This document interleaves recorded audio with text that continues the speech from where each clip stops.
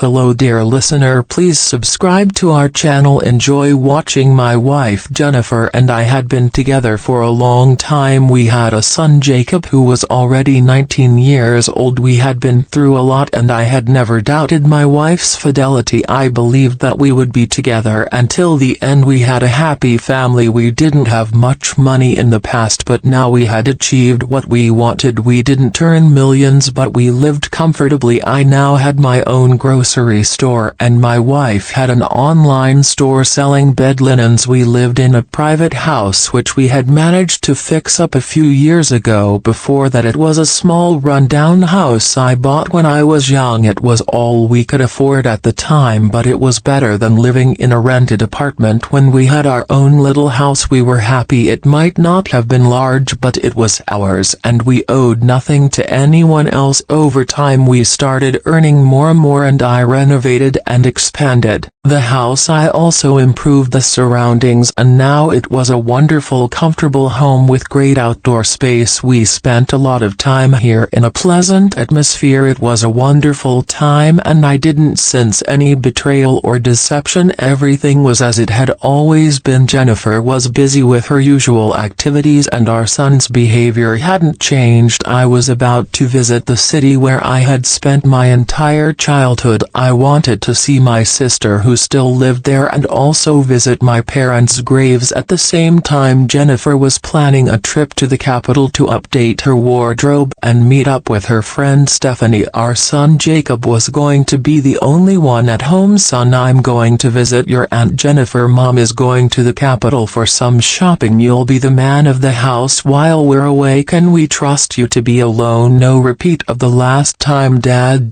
Don't worry. How many times do I have to apologize for that party? I've learned my lesson a long time ago. I won't be throwing any wild parties. That's right. I just wanted to make sure you've really learned your lesson. I don't want to come back to a messy house with drunken minors or receive calls from the police or neighbors. Do we understand each other? Yes, Dad. Enough with the lectures. I'm not a child anymore and I get it. There won't be anyone at home, I promise. Good. After all, you know how hard it was to earn this house and fix it up. I understand.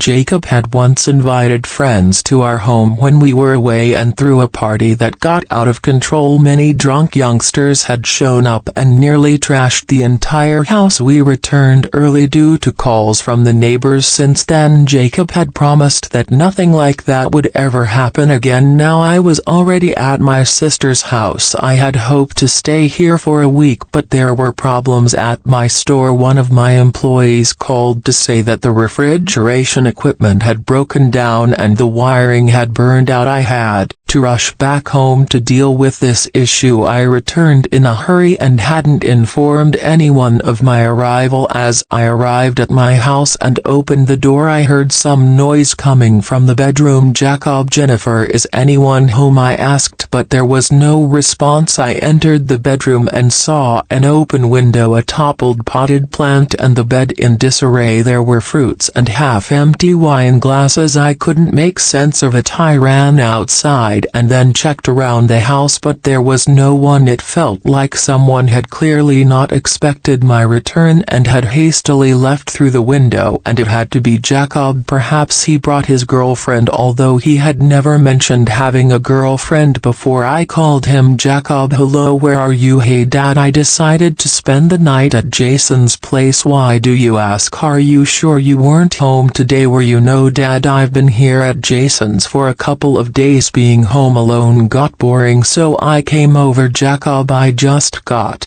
home and there was half-empty wine, fruit, and clearly someone was having fun in my mom and I's bed. You don't have anything to tell me, Dad. I'm telling you the truth. I wasn't home. I have no idea what you're talking about. Jacob, get ready and come home. We're going to have a serious talk. I was simply furious. I understood everything, but engaging in such activities in your parents' bedroom was just too much. When Jacob arrived, I tried once again to find find out what had happened. Jacob, can't you see this mess? I didn't make this up, Dad. Yeah, I see it, but I honestly don't know who was here. I have no idea, Jacob said, clearly confused. Jacob, if you have a girlfriend, that's fine. I understand you're not a child anymore to run away from home and hide, and I don't get why you brought a girl to our bedroom with your mother. Father, either you're not hearing me or you simply don't want to hear what I'm saying. I don't have a girlfriend and I wasn't home during this time. Okay, Jacob, okay, let's assume you're not lying to your own father. Tell me, could you have left the keys for someone? Let's be honest, I won't scold you, I just want to figure out what happened here. Dad, I'm not an idiot. I didn't leave the keys for anyone. I didn't bring anyone home. I sorted all this out the last time. I don't need this. I didn't do anything. All right, Jacob, I believe you. I just don't understand. Then who was here? Any ideas? I don't know, Dad. Maybe Mom. Jacob, are you kidding? What would your mom be doing here and then running away through the window? In that case, I don't know, Dad. I honestly don't know. Jacob's assumption that Jennifer had been here seemed funny and incredible to me. She wasn't a teenager to behave like that. Moreover, Jennifer had never exhibited any strange behavior. Still, I had no other options, so I decided to talk to Jennifer, tell her everything and check her reaction. Jennifer returned home shortly after.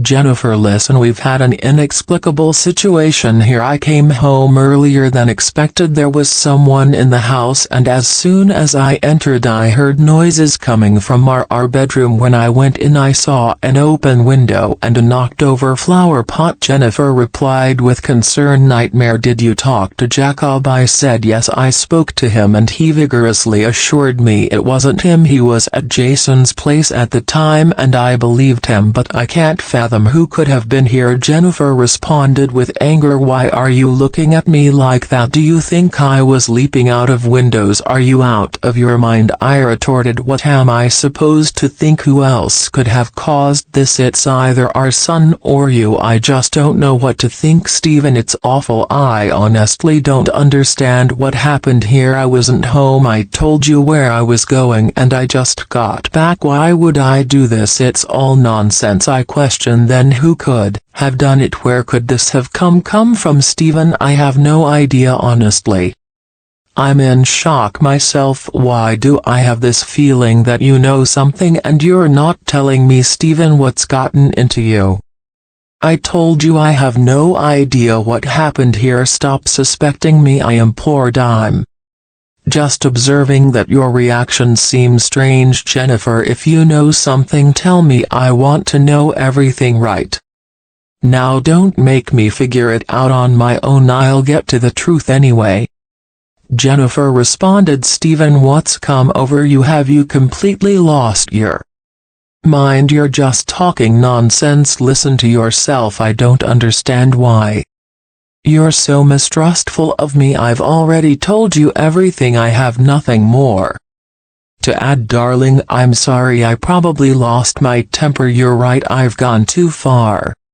Steven, calm down. Everything will be fine. We'll get to the bottom of this. There must be a normal and logical explanation for all of this. Don't worry so much. After all, nothing really terrible happened. I just didn't know what to think anymore. My son insisted he had nothing to do with it, and I believed him. My wife also claimed she wasn't involved, and it would be very strange if she were. I was completely lost in my thoughts. I wanted to put this incident out of my mind, but I couldn't. It was just too strange and incomprehensible, and I desperately wanted to get to the bottom of it. I approached the window again and opened it. I carefully inspected everything once more and suddenly noticed a piece of fabric caught on a sharp protrusion of the windowsill. I picked up the scrap of fabric and examined it closely. It seemed very familiar to me. Then I remembered it resembled a piece of fabric from my wife's dress. She had a dress in the exact same color with the same pattern. This greatly alarmed me, and I called Jennifer over. Darling, if I'm not mistaken, you had a dress just like this, didn't you? I showed her the piece of fabric. Yes, Yes, I used to have a dress like that. Jennifer replied with concern. Okay, but where is it now, Steven? I threw it away. I did that 2 weeks ago. It was already old and I went shopping for a new wardrobe. I remember, but it's just such a strange my life. If you enjoyed this story, please like and leave a comment. It's important for will help promote his video. Thank you for watching.